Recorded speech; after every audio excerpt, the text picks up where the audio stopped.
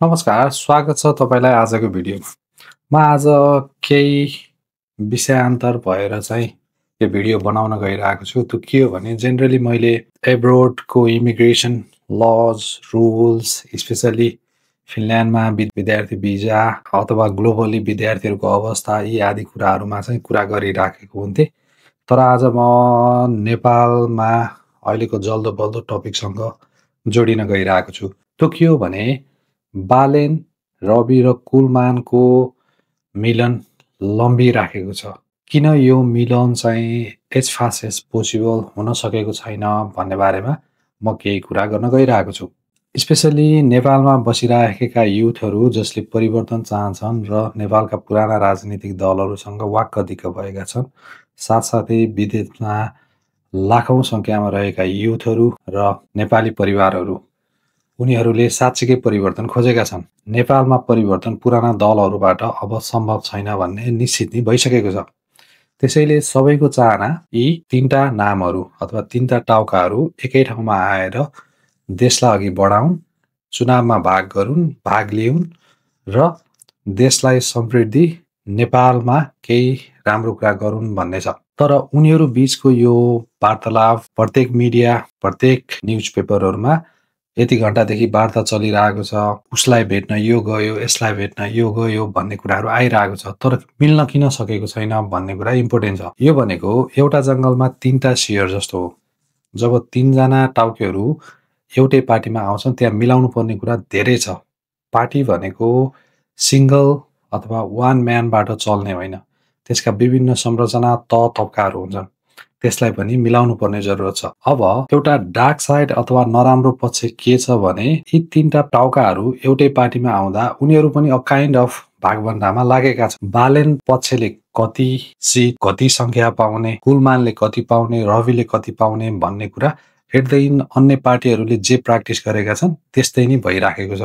हो, तिनै विषयहरू नमिलेर चाहिँ यो कुराहरू लम्बिएको। किनभने बालेन, रवि र कुलमानको पछाडि विभिन्न विद्वत व्यक्तिहरू र त्यसमा सक्रिय रूपमा लागेका मानिसहरू छन्।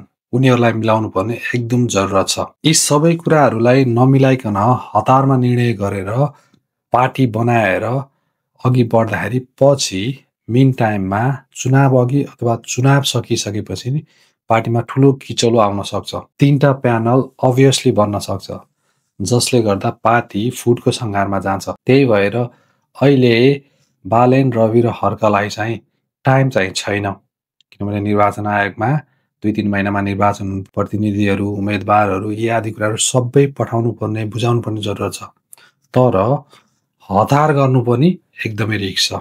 हतारमा गरेको निर्णयले पछि पछाउनु भन्दा केही कुरा सोचेर बुझेर अडिएर गर्नु नै जरुरत छ। किनकि सम्पूर्ण नेपालीहरू जो विदेशमा अथवा नेपालमा बसिराख्नु भएको छ उहाँहरूले उनीहरूलाई ट्रस्ट गरेका छन्। उनीहरूमा आशाको किरण देखेका छन् र यिनीहरूले नै देशको मुहार फेर्न सक्छन् भन्ने छ।